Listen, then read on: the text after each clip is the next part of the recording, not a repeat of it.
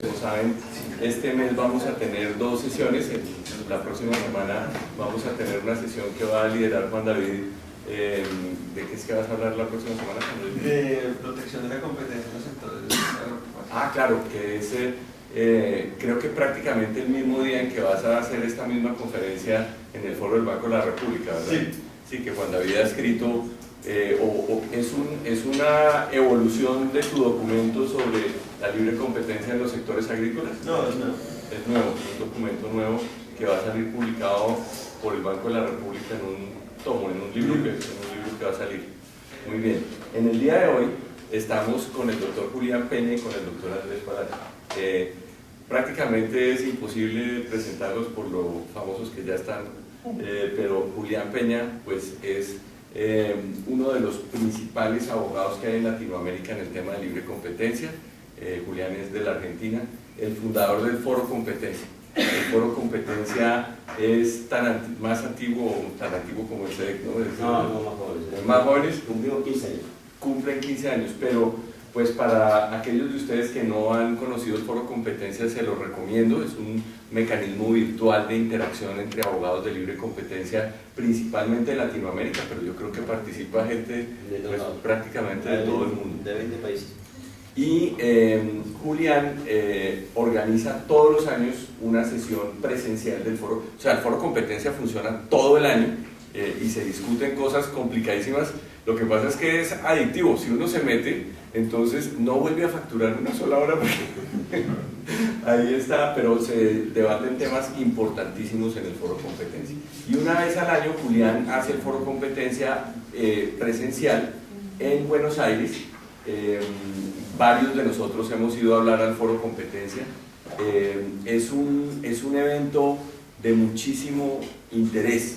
Va generalmente la autoridad argentina, van profesores de muchas partes del mundo y es una sala grandísima y se hace como una mesa cuadrada y se le da la palabra a una persona por 10-15 minutos sobre unos temas que han estado pues, diseñados por Julián con muchísimo tiempo.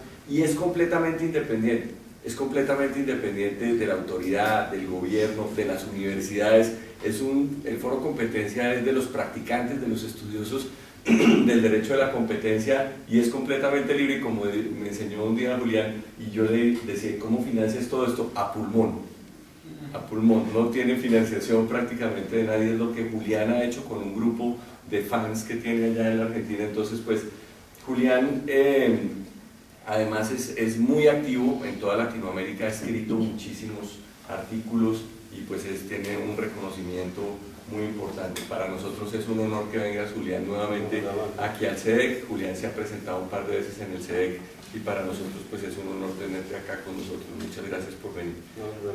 El doctor Andrés Palacios es abogado de la Universidad de los Andes. Ha sido profesor aquí en la Javeriana en la Cátedra de Derecho Económico. Esperamos que vuelva a vincularse nuevamente. Él pues tiene un LLM en Harvard, acaba de terminar su PhD en Oxford sobre el tema de derecho de la competencia, que lo ha enfocado sobre la historia del derecho de la competencia en varios países latinoamericanos, incluyendo Colombia. Ya ha escrito Andrés algunos documentos muy importantes que inclusive pues ya estamos empezando a publicar en la revista del SEDEC, que tiene un documento en coautoría con Juan David, y pues esperamos que Andrés va a desarrollar cosas muy importantes aquí en el derecho de la competencia. Él pues está en su firma de abogados Palacios Lleras, donde va a desarrollar el área de derecho de la competencia. Acaba de volver Andrés de Oxford este año. Entonces pues bienvenido también Andrés. En el día de hoy se va a hablar sobre la defensa de la competencia en América Latina. Entonces pues bienvenidos al SEDEC, el foro es de ustedes. Muchas gracias.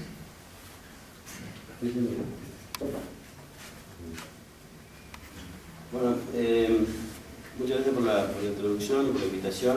Es un placer estar acá. Yo siempre he dicho que tengo una gran admiración por toda la obra que ha hecho el SEDEC y lo que ha hecho la Javeriana en tema de competencia. Realmente es para sacar el sombrero. Y me han pedido que hable sobre el tema de competencia en América Latina, en el cual a veces Juan David también tiene un capítulo escrito sobre la historia de la defensa de la competencia en América Latina. Y originalmente yo había pensado presentar un paper sobre los límites a la defensa de la competencia, pero después dije no, me parece más divertido, dado que digamos, el año pasado tuvimos un encuentro en Londres en la cual claramente y sin lugar a ninguna duda, digamos, Andrés y Juan David habían mostrado signos de disenso con respecto a la clasificación histórica que yo decía. Me parecía mejor, bueno, repetir el duelo. A los argentinos nos gusta debatir, por eso también que haya tenido más vuelo el concepto de foro de competencia en Argentina, porque los argentinos discutimos por todo, y todo lo discutimos con vehemencia. Así que bueno, me parecía una buena oportunidad para, ya que Andrés iba a presentar su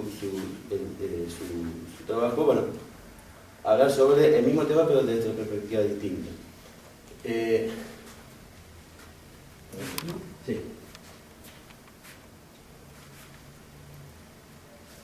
Una primera declaración, cuando estamos hablando de América Latina, estamos hablando de un concepto muy, pero muy amplio. Incluso tiene distintas interpretaciones con respecto a su alcance. Históricamente en español quiere decir una cosa, en inglés quiere decir otra cosa, digamos, similar pero distinta. Digamos, en español, América Latina siempre se ha entendido como de México a Tierra del Fuego, más Brasil. En inglés, Latinoamérica siempre fue todo lo que esté al sur de la frontera, digamos, con lo cual, digamos, sin distinguir lo que había, pero a la vez abarca realidades tan amplias como la de Brasil, como la de pequeños países de Centroamérica. Y ello hace difícil poder buscar, hacer un análisis de la región que abarque, que sea representativo 100%, digamos, de lo que pasa en cada una de las regiones. No obstante eso, al analizar el tema de la defensa de la competencia y del paradigma de intervención del Estado en los mercados, vemos que hay históricamente un patrón común que cambia en un momento determinado y que vuelve a cambiar nuevamente más tarde para finalmente no tener un mismo paradigma con respecto a la intervención del Estado en los mercados.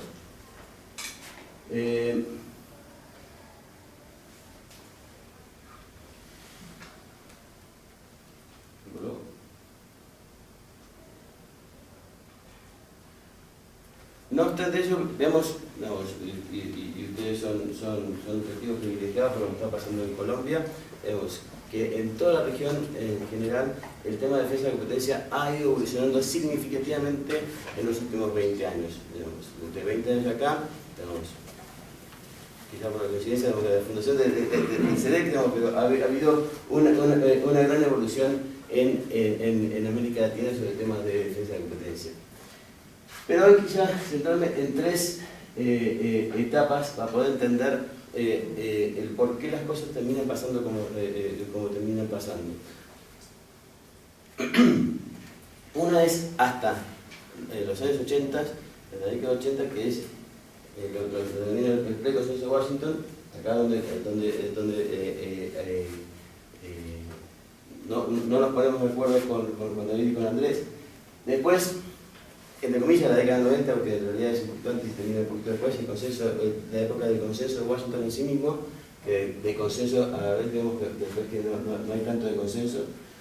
Y desde el cambio de siglo en adelante hay otro tipo de evolución, tanto en lo que es el paradigma de intervención del Estado en los mercados, como la aplicación de la ley de competencia en función de ese paradigma. La defensa de la competencia no es que sea un instrumento de las políticas del Estado que tiene fuerte incidencia en el Estado, con lo cual el paradigma que se tenga con respecto a cuál es el rol del Estado en los mercados influye directamente en cómo se aplica la ley de defensa de competencia o no se aplica.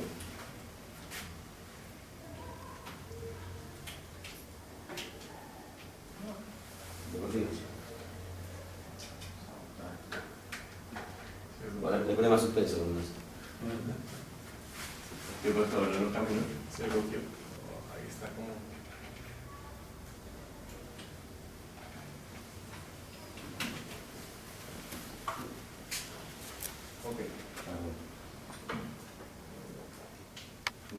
Para entender digamos, el por qué utilizo el consenso de Washington, digamos, ¿qué es el consenso de Washington? El llamado consenso de Washington, digo consenso entre comillas porque de consenso no tiene mucho, es el mismo consenso que uno puede tener.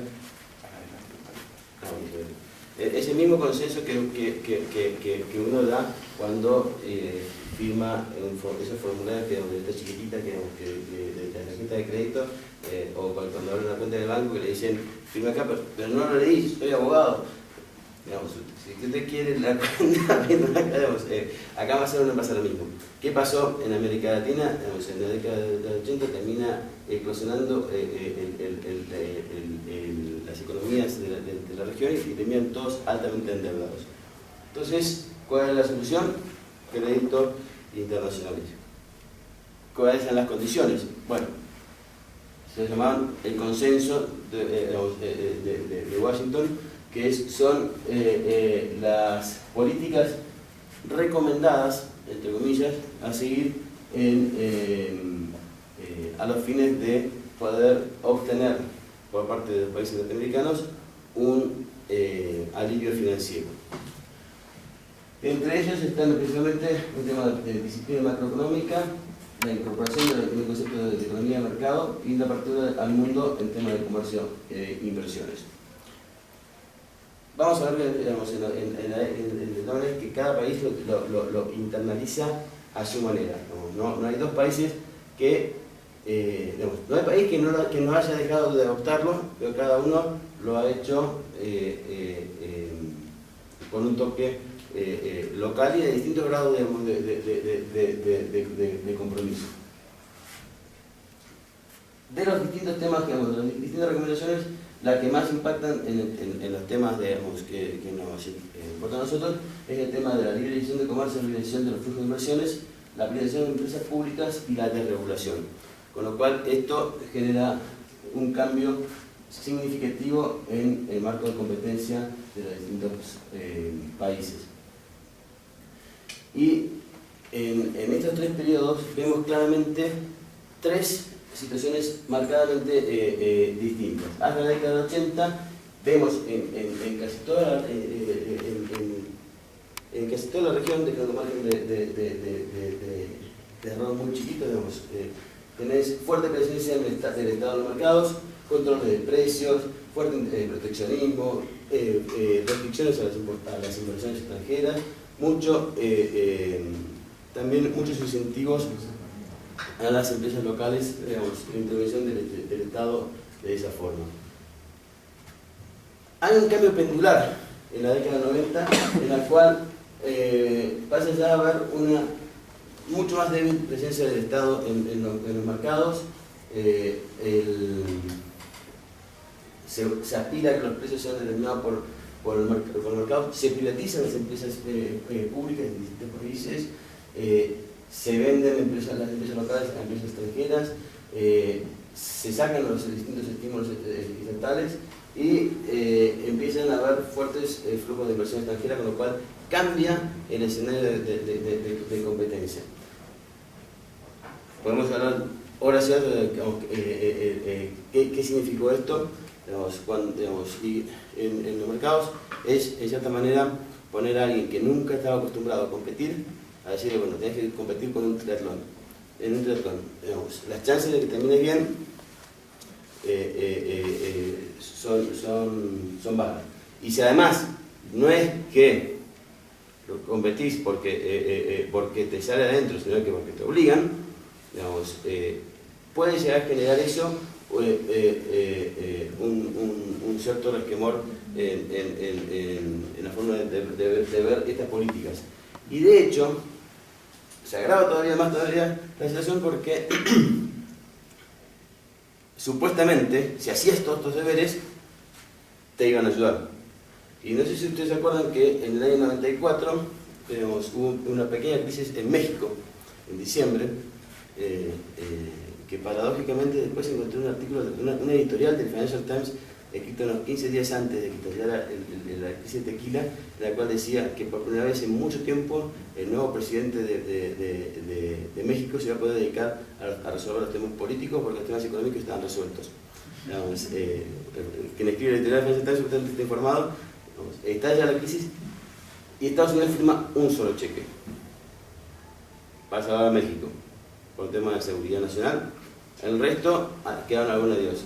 Y en función de eso, bueno, empieza a haber distintas reacciones con respecto a todo lo que significaba el consenso de Washington, estos esfuerzos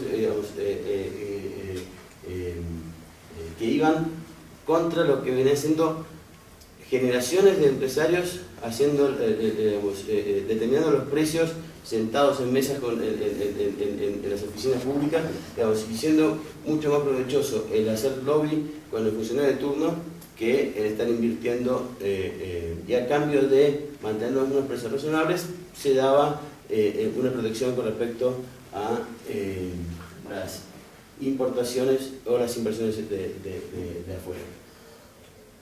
Por primera vez, a partir de la década del 2000, encontramos que no hay un péndulo, un único péndulo, sino que estalla en 20.000 péndulos distintos. De cuanto hay tantos péndulos como países, digamos, y tenemos desde países que han seguido más alineados a lo que eran conocidos como las políticas de consenso de Washington, por ejemplo Colombia, por ejemplo Chile, por ejemplo aunque Perú, y otros países en la cual definitivamente no lo han seguido, como Venezuela, Ecuador o Bolivia, para dar otros nombres, por motivos, digamos, personales. No voy a decir en qué parte está Argentina, o en qué parte estaba Argentina, porque ha cambiado bastante eso en los últimos tiempos. ¿Cómo afectó esto al tema de defensa de la competencia? En los 90 lo que se ve es una proliferación de leyes de competencia. Digamos, países que incorporan leyes, o países como Colombia, por ejemplo, que modernizan las leyes existentes. Brasil también modernizó la ley existente, Chile también la actualizó, y Argentina también. Se crean distintas agencias de competencia que no existían,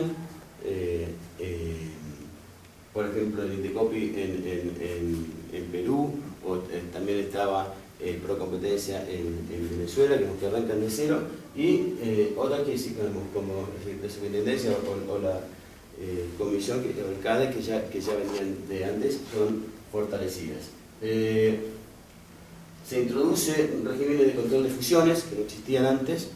Esto surge recién a partir de la década del 90, y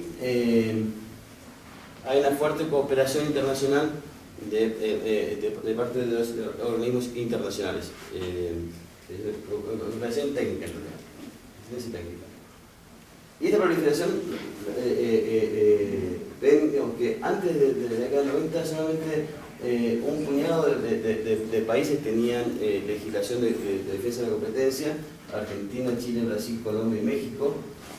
Se duplica en la década del 90 y, bueno, hoy en día ya, salvo Guatemala, está toda la región con una ley de competencia. La cooperación ha venido principalmente de distintos organismos internacionales, de la UNTAD, el Banco Mundial, la Unión Europea, el BID, la OECD, y también algunas agencias. Sobre todo las fusiones, vemos que Venezuela es el primero en introducirlo, y después sigue Colombia, México, Brasil y Argentina. Cambia el paradigma de vuelta con todos los presidentes. A partir del 94 empieza, con la crisis de Tequila, en el 95, empieza el descontento de los países latinoamericanos con las políticas de consenso de Washington. Entonces, a partir recién del 98, que se manifiesta esa desconformidad en las elecciones. A partir del año 98, con el triunfo de Chávez en Venezuela en adelante, la mayoría de los candidatos que ganaron las elecciones en los siguientes años, todos han tenido problemas en su discurso, con distinto grado en la práctica, sus críticas a la política del señor Washington. Y al cambiar el paradigma, también tienen que desactivar un poco los mecanismos tan técnicos que se habían introducido en los 90 de competencia. ¿Y cómo se hace esto? Principalmente se le quitan los recursos y se le convierte un poco más ambiguo, introduciendo elementos exógenos al análisis antitrust. Vemos también que se han encontrado, digamos, una falta de cultura de competencia en nuestras latitudes y digamos, la dificultad de darle independencia política a las agencias. Entonces, como decíamos, como consecuencia de eso, se introducen conceptos no tradicionales en el antitrust y hay un debilitamiento de la marca institucional para dar un mayor poder de discrecionalidad. Y ahí ya empieza a tener una situación de mutación. ¿Cuáles son los conceptos no tradicionales que se introducen? Por ejemplo, consideraciones sociales. Por ejemplo, la aprobación de una fusión en Brasil por el tema del bienestar, digamos, porque eso garantizaba el bienestar social, la introducción de condicionamientos por cuestiones laborales, después conductas razonables en vez de la regla de razón, se flexibiliza el concepto de la regla de razón y en Perú sacan un dictamen en el cual dicen, bueno, la regla de razón significa razonabilidad. En Argentina un estudio econométrico fue desestimado, sus conclusiones, porque el sentido común indicaba de que el mercado era otro, con lo cual competir contra el sentido común, digamos, no hay economista que esté formado para eso. O consideración de interés nacional. Cuando Petrobras adquiere el Compango en Argentina, entre las distintas empresas que compraban energía, había una que era la única empresa que transmitía la electricidad por todo el país, que estaba en Senado. Y por cuestiones de interés nacional, digamos, cambiaba el nombre nomás del accionista, así que desde el punto de vista de competencia no había ningún problema, ya era un monopolio. Pero por un tema de interés nacional, se obligó a Petrobras a vender esa participación porque el gobierno argentino entendía que él no podía permitir que toda la transmisión de la electricidad en Argentina dependa del país vecino, por cuestiones de seguridad nacional. Debilitamiento del marco institucional con reducción del presupuesto, reformas a las que estaban, o por ejemplo en el INDECOPI que le dicen, bueno, yo te saco el presupuesto, a partir de ahora vos vivís de lo que vos generás. Si vos decís que esto vale, generá multas, y cobrarlas y vivís de eso. O reformas institucionales como en Brasil, que se le iban sacando facultades a distintas instancias. Y también se vio un proceso de judicialización de la aplicación de la ley de competencia, una mayor, ya sale el ámbito de disputa de ser un monopolio de las agencias de competencia y en la cual solamente la justicia en los primeros tiempos se limitaba a revisar cuestiones meramente técnicas o procesales, a incluso ya en cuestiones de fondo e incluso competidores ya yendo a la justicia para pedir que intervenga en defensa de la competencia. ¿De qué estamos hablando cuando estamos hablando de defensa de la competencia primero? Digamos, y más todavía, si le ponemos el concepto política de competencia, la complicamos más todavía. ¿Por qué? Porque en español la palabra política tiene, sus traducciones en inglés son dos conceptos totalmente distintos. En español, política representa la palabra politics y policy, que son dos cosas totalmente distintas. Vos le decís a un político latinoamericano, tenés un instrumento políticamente correcto y moderno de meter mano en los mercados, y es una decisión política, ¡vamos! Y ahí eso lo dice. Se ha terminado, en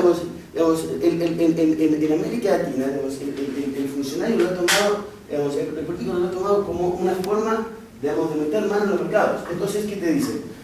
No te metas acá porque es político, por el tema de seguridad nacional. O desinvertí acá porque no quiero esto. O no miro acá esto porque me gusta que sea grande para poder competir. Entonces, ojo con lo que estamos hablando. Segundo, el tema de la economía informal. Yo no puedo poner el paper por cuestiones de que si no, no podría salir de Seiza. El 90% de la economía paraguaya es informal. 90. Estamos hablando de que acaban de sacar una ley para aplicar, de acuerdo a los estándares americanos de análisis económico, el HTI es un producto americano, va a aplicar la ley de defensa de competencia para el 10% del mercado. Es una locura.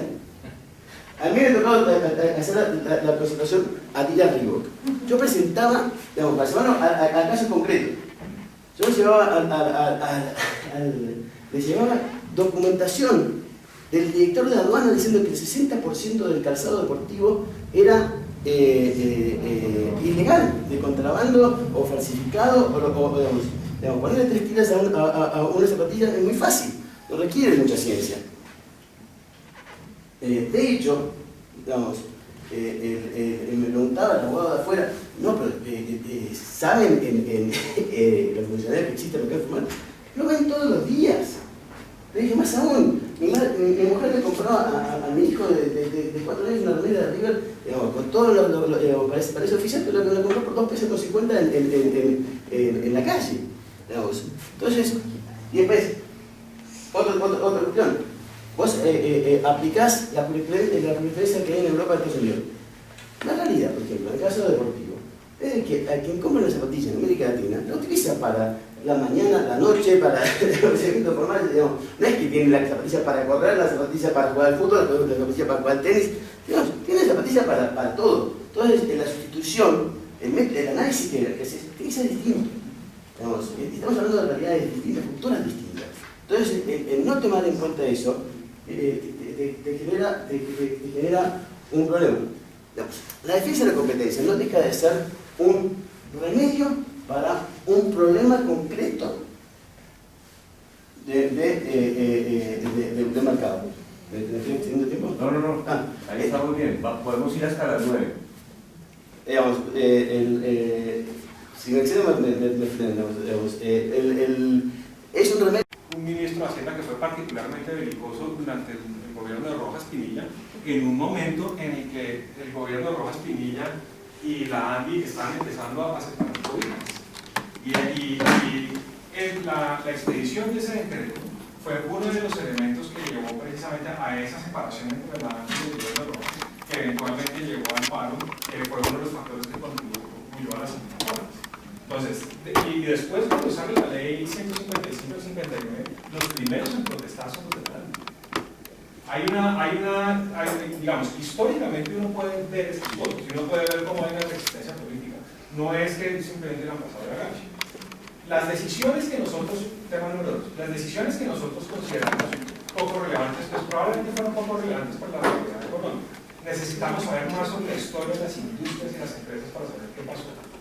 Pero, por ejemplo, hay muchas decisiones que son muy poco relevantes en la Comunidad Europea que han marcado doctrina. Y el mejor ejemplo de eso es Grundig contra la corrupción. Son las primeras decisiones que sacó la Corte Europea de la Justicia, justo pues, iniciando la aplicación del derecho a la competencia. Es un caso de significativa mínima, tiene que ver con la importación de radios alemanes a Francia. No era el principal productor, no tenía mucho mercado, pero a la Comisión Europea le pareció muy importante la restricción vertical que se estaba aplicando. Y fue un caso que se usó como caballito de Troya para hablar de restricciones verticales y cómo el derecho a la competencia también se usa para restricciones verticales. Algo que tomó pues, por sorpresa a la gente. Fíjense que nosotros encontramos algo relativamente parecido en una de estas resoluciones de los 60. Me voy a referir a la resolución 021 de 1963, que les prometo que va a estar disponible pronto. En la resolución, el Consejo de la Superintendencia de Regulación Económica dice lo siguiente: la ley, dice Julián de Morandiere, por el hecho de su carácter general, no puede prever todas las situaciones ni adaptarse a todas ellas. La absoluta libertad de que antes gozaban las empresas para contratar y conducir sus negocios ha desaparecido, se repite, a virtud de las prohibiciones y restricciones instituidas por la Ley 155 del 59, expedían ejercicio de las facultades conferidas al Congreso en el artículo 32 de la Constitución. Fíjense, para los coloniales que te explico, Julián, el artículo 32 de la Constitución de 1886 es el que establecía el mandato constitucional de intervenir en la economía para lograr cosas como el pleno empleo y eso. Y esta es una resolución interesante porque desarrolla muy bien ese carácter constitucional del derecho a la competencia, que es muy particular. Pero además es una resolución que se refiere al uso del derecho a la competencia para atacar contratos de adhesión. O sea, algo que antes, y que en la doctrina colombiana es muy poco cómodo. Hay muchísima jurisprudencia en nuestra Corte Suprema de Justicia sobre abuso de derecho y contratos de adhesión, pero esta resolución le permitiría a uno usar la Ley 155 para atacar un montón de contratos de adhesión si uno lo quisiera. Esto podría ser nuestro Consten y Grundig para hacer un montón de cosas si lo quisiéramos. Tercer punto. Con respecto a lo que señala el doctor Uribe, la manera de entender el derecho a la competencia, simplemente en ese entonces el derecho a la competencia no se entendía como una cosa de eficiencia y beneficio de los consumidores. Esa es una preocupación importante, pero no es la única. Le leo una parte del proyecto de ley que presentó el ministro Agudelo Villa. Es indiscutible que si paralelamente a la expedición de un arancel proteccionista y al sostenimiento de medidas restrictivas del comercio e importación, el Estado no contara con instrumentos adecuados para evitar los abusos o desviaciones en que pueden incurrir las empresas que controlan determinados renglones de consumo, sería imposible garantizar un desarrollo equilibrado de la economía nacional y un beneficio para toda la comunidad. El tema, como sugiere esto, es una cosa mucho más de el rol de empresas grandes y probablemente internacionales frente a empresas colombianas. Posteriormente dice lo siguiente: esto ya lo dice Posada Campo, cuya redacción es la más parecida a la que terminó siendo promulgada en la ley 155, que Posada Campo fue el ponente de la Cámara del proyecto de ley. Nuestra obligación de colombianos radica en la formidable tarea de superar la situación actual de subdesarrollo en que nos movemos, la de imponernos una economía de base amplia, la de sustituir importaciones, la de expandir nuestras fuentes de divisas. Pero todo esto no solo estamos obligados a amparar dentro de los límites justos la grande empresa, sino que estamos en el deber de proteger generosamente los pequeños industriales, que son el reflejo exacto de las limitadas posibilidades del país de hoy, pero que debidamente estimulados serán la fuente diversificada de la industria de mañana. Esto no parece hoy en día algo de libre competencia, y sin embargo así lo entendían el ponente y el autor de la ley. No, pero el ponente sí tiene unas partes de la exposición de motivos donde clarísimamente dice que el problema no es que las empresas sean grandes. No. El problema son las prácticas nocivas. Claro, porque hay que nivelar el piso entre las empresas grandes y los chiquitos. Es esa idea de estos tienen beneficio de todos. Entonces los grandes tienen derecho a participar, pero los chiquitos también. Y el derecho a la competencia debe usarse para evitar abusos de los grandes hacia los chiquitos. Eso sí es claro de la ley. Solamente para agregar ahí una situación, es que en la época del 40 al 80, es decir, el reflejo que se tiene de la competencia sobre todo de Estados Unidos, que es como nuestra influencia para ese caso, es de una aplicación muy agresiva del derecho a la competencia. Que recientemente en un paper de Logier, el profesor de Harvard, presenta con los márgenes de desarrollo, de diferencias en ingreso, como en Estados Unidos el periodo donde menos diferencia hay entre pobres y ricos es en la década del 40 y el 80, donde el derecho de la competencia tiene su impacto más agresivo. Entonces, también en ese caso el derecho de la competencia debe utilizarlo como una herramienta, pero con intervención judicial, para acercar a otro tipo de objetivos, y en eso estamos bastante claros. Ese paper se discutió ayer. Ahí tiene es dar una visión de la. Él dice un poco más: es a partir de que hay antitrust, se solucionan todos los problemas, se dejó de aplicar antitrust y empezaron los problemas en cosas. Es una feliz coincidencia, yo no creo que aunque sí, un solo elemento, digamos, sería mágico, digamos, el antitrust, digamos, si solucionase todos los problemas. No, pero con el reflejo, no me refiero si el estudio es correcto, no, me refiero es que lo que mide es la interacción del derecho a la competencia. El gráfico es contundente. Y es una época de una gran intervención del derecho a la competencia. Entonces, si el modelo era ese, lo que uno esperaría es, bueno, así haya sido un derecho a la competencia muy diferente al que tenemos hoy, pues que fuera un derecho de la competencia que se estaba aplicando. Pero ha quedado como, cuando dices, bueno, es que este puede ser nuestro Costen o nuestro Dodge Gramophone o alguno de esos casos que marcaron como las distribuciones verticales en la Unión Europea. La situación es que no existió ni siquiera como referente histórico. Claro, nuestras resoluciones quedaron siempre como ahí. Es como ese punto tan difícil de identificar. No quiero por ningún lado que se entienda que es que no valoro, al revés. Me parece importante, muy importante lo que está diciendo. Es también cultural importante y jurídico. Sí, es. Las jurisdicciones, el case law. No, y poder volver al pasado y decir, mire, es que se nos está olvidando que lo que hemos hecho. Ninguna de esas demandadas. Yo no sé si tú tienes sentencia. No, resolución solamente. Solo resolución. Sí. Ese es otro punto. O sea, no fueron al contencioso. Y yo no sé si tú encontraste multas. Yo no encontré multas. Sí. Y encontré integraciones objetadas, por ejemplo. Y abusos de la posición dominante. Pero no. Y también cómo fue utilizado ese instrumento. Es decir, fue utilizado como mecanismo de defensa de unos pequeños, o más bien como la idea de otros grandes, basados como hoy más o menos a veces en el sector financiero, en el sector consumo, se termina utilizando las normas de protección del consumidor para proteger otros grandes. Pero yo quisiera... Yo simplemente quiero resaltar algo que me parece que es crítico y que va un poco más allá de lo que estamos hablando, Alfonso, y es que me parece que es muy importante aclarar este tema, porque es que los gringos tienen claro el concepto de antitrust, porque la historia fue una creación de su propia historia económica. Nosotros no lo tenemos. Y la concepción de competencia, por ejemplo, al interior del país, entra en unos conflictos complicadísimos. Entonces, ¿por qué vamos a utilizar los instrumentos de competencia contra nuestras industrias que están compitiendo en el escenario internacional con otras empresas? Alguien decía en la reciente fallo sobre el tema azucarero, pero si nos tenemos que defender de los brasileros que nos están cogiendo todos los mercados. ¿Y a qué voy yo con este tema? Tal vez la conclusión sea, y no sé si ustedes están de acuerdo, es que nosotros tenemos que tener como un diálogo muy franco de policy, de qué es lo que nosotros realmente queremos como competencia. Porque lo que nosotros no podemos seguir teniendo son importaciones de los avances del derecho a la competencia de un mercado como los Estados Unidos o el europeo, que es lo que uno ve en la Superintendencia de Industria y Comercio, con unos parámetros que uno dice, pero es que esto es una locura, vamos a acabar nuestra propia industria en pos de aplicación de unos conceptos que realmente no son aplicables en el escenario internacional o que requieren un tipo de filtración para que cumpla efectivamente el propósito. Y yo simplemente pongo un elemento, miren ustedes, yo me desempeño profesionalmente en el área de los servicios públicos, donde el consumidor es el usuario. Entonces, uno en ese tema específico se pregunta, oiga, ¿qué es más importante respecto de ese usuario? ¿Que el usuario tenga el servicio o que el mercado se preste en competencia? Pareciera que es más importante que tuviera el servicio y luego nos preocupamos por la competencia.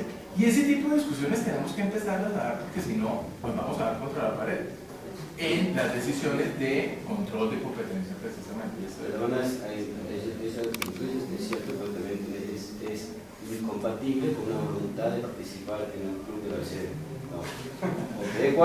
Digamos, pertenecer al club tiene sus beneficios y sus costos, por los españoles. Tiene sus beneficios y sus costos. Entonces, uno de los costos de jugar en la OECD es jugar por la OECD. No juego en defensa de competencia a la colombiana porque el resto de los socios no te van a entender. Entonces tenés, digamos, si todos están de acuerdo, menos Colombia, te van a decir, y mira, así no podemos, digamos, si vas a un club en el cual todos están de corbata y tú te vas de shorts, y te van a decir, digamos, de distinta forma, reconsiderar digamos, ya sé que digamos, no te gusta la corbata, pero acá sí te gusta la corbata. Es un poco eso.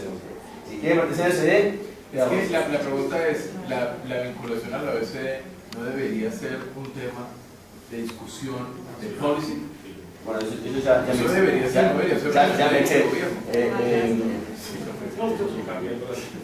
Es que lo que veo, o sea, los distintos expositores lo que veo es que como es un tema histórico y de cómo llegó el derecho a la competencia a Colombia, pues se pueden encontrar elementos que cada uno no hay posiciones claras precisamente porque es histórico. Pero entonces la pregunta sería, a futuro, desconocer la significatividad de los pequeños casos o de los casos que no tienen significancia dentro de la economía o que no son grandes agentes que tienen cuotas de mercados importantes, no sería desconocer la evolución misma del derecho a la competencia en sociedades como la colombiana, donde la economía no es tan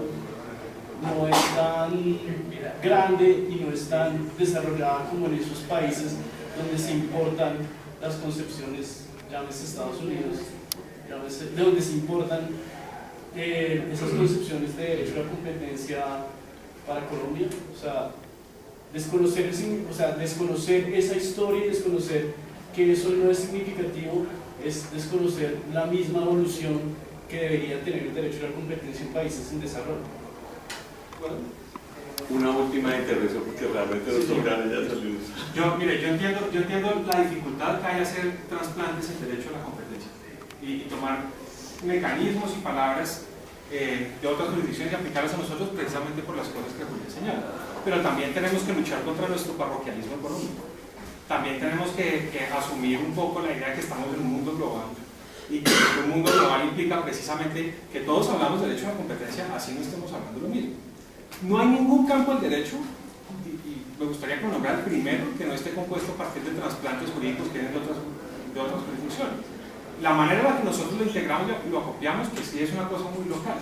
Y en este momento, el fenómeno local es precisamente la internacionalización de nuestro derecho de competencia, precisamente por lo que señala la columna de la OECD. Y eso es una cosa que puede gustarnos, puede no gustarnos, pero de la que difícilmente encuentro que haya marcha atrás. Es una cosa de política que de alguna manera se nos escapa.